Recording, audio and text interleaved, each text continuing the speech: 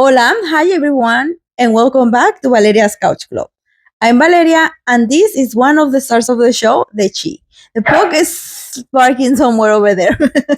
You can find us on Instagram as the pug, the Chi, and I. If you're joining me to practice our English or because you need a little push to actually finish a book, you are in the right place. So let's wrap a blanket, light a candle, get comfortable, and let's see what new adventure is Dorothy getting into. Today we're starting with chapter 4 of The Wonderful Wizard of Oz. But wait, before we start, we have to talk about the drama in chapter 3. Let's do a quick recap for the club. First of all, Dorothy is walking around in the silver shoes she took for the Wicked Witch of the East.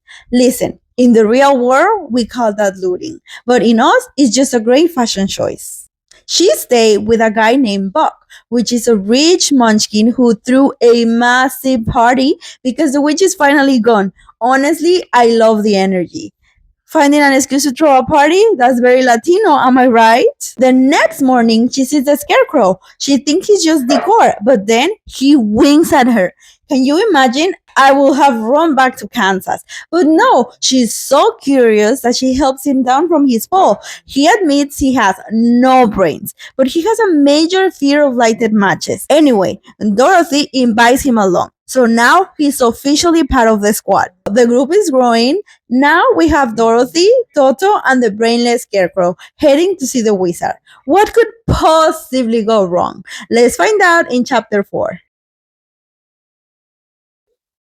The Wonderful Wizard of Oz by L. Frank Baum. Pictures by W. W. Denslow. Chapter 4. The Road Through the Forest. After a few hours, the road began to be rough, and the walking grew so difficult that the Scarecrow often stumbled over the yellow bricks, which were here very uneven. Sometimes, indeed, they were broken or missing altogether, leaving holes that Toto jumped across and Dorothy walked around. As for the Scarecrow, having no brains, he walked straight ahead, and so stepped into the holes and fell at full length on the hard bricks. It never hurt him, however, and Dorothy would pick him up and set him upon his feet again, while he joined her in laughing merrily at his own mishap. The farms were not nearly so well cared for here as they were farther back. There were a few houses and fewer fruit trees, and the farther they went, the more dismal and lonesome the country became. At noon, they sat down by the roadside near a little brook, and Dorothy opened her basket and got out some bread. She offered a piece to the Scarecrow, but he refused. "I'm never hungry," he said, "and it is a lucky thing I am not, for my mouth is only painted, and if I should cut a hole in it so I could eat, the straw I'm stuffed with will come out, and that will spoil the shape of my head." Dorothy saw at once this was true, and she only nodded and went on eating her bread. "Tell me something about yourself and the country you came from," said the Scarecrow, but she had finished her dinner. So she told him all about Kansas, and how great everything was there, and how the cyclone had carried her to this queer land of Oz. The Scarecrow listened carefully and said, "I cannot understand why you should wish to leave this beautiful country and go back to the dry, gray place you call Kansas." "This is because you have no brains," answered the girl.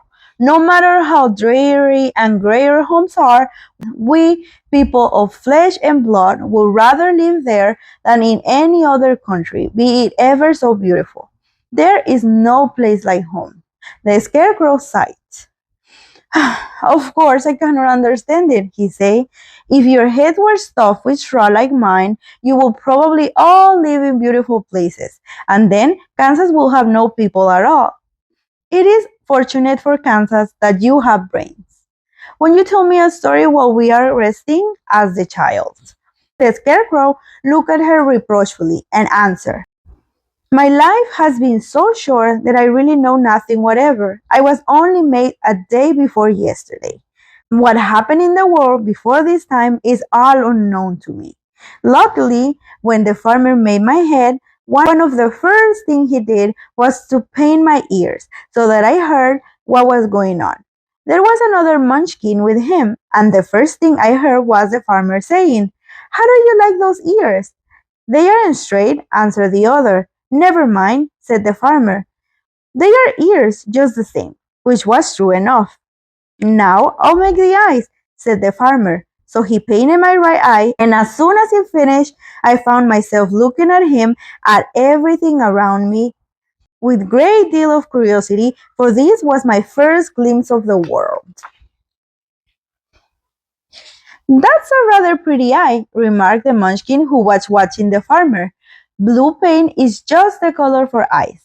I think I'll make the other a little bigger, said the farmer. And when the second eye was done, I could see much better than before. Then he made my nose and my mouth. But I did not speak because at that time I didn't know what a mouth was for. I had the fun of watching them making my body and my arms and legs, and when they fastened on my head at last, I felt very proud because for I thought I was just as good as a man as anyone. This fellow will scare the crows fast enough, said the farmer. He looks just like a man. Why is he a man? Said the other, and I quite agreed with him. The farmer carried me under his arm to the cornfield and set me up on a tall stick, where you found me. He and his friend soon after walked away and left me alone. I did not like to be deserted this way, so I tried to walk after them, but my feet would not touch the ground, and I was forced to stay on that pole. It was a lonely life to lead, for I had nothing to think of, having been made such a little while before. Many crows and other birds flew into the cornfield, but as soon as they saw me, they flew away again, thinking I was a munchkin, and this pleased me and made me feel that I was quite an important person.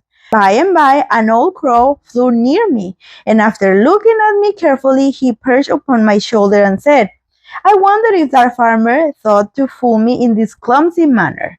Any crow of sense will see that you are only stuffed with straw. Then he hopped down at my feet and ate all the corn he wanted. The other birds, seeing he was not harmed by me, came to eat the corn too. So in a short time there was a great flock of them about me. I felt sad at this, for it showed I was not such a good scarecrow after all. But the old crow comforted me, saying, If you only had brains in your head, you will be as good as any of them, and a better man than some of them. Brains are the only things worth having in this world, no matter whether it's a crow or a man. After the crows had gone, I thought this over and decided I would try hard to get some brains. But good luck, you came along and pulled me off the stake. And from what you say, I am sure the great Oz will give me brain as soon as we get to the Emerald City. I hope so, said Dorothy earnestly, since you seem anxious to have them. Oh, yes, I am anxious, returned the Scarecrow. It's such an uncomfortable feeling to know one is a fool. Well, said the girl, let us go, and she handed the basket to the Scarecrow. There were no fences at all by the roadside now, and the land was rough and untiled. Toward the evening, they came to a great forest, where the trees grew so big and close together that their branches met over the road of a yellow brick. It was almost dark under the trees, for the branches shut out the daylight, but the travelers did not stop and went on into the forest.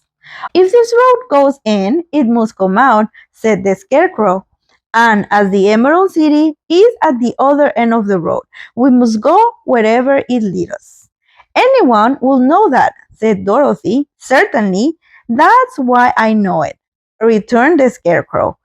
If you require brains to figure it out, I never should have said it. After an hour or so, the light faded away, and they found themselves stumbling along in the darkness. Dorothy could not see at all, but Toto could, for some dogs see very well in the dark. And the Scarecrow declared he could see as well as by day, so she took hold of his arm and managed to get along fairly well.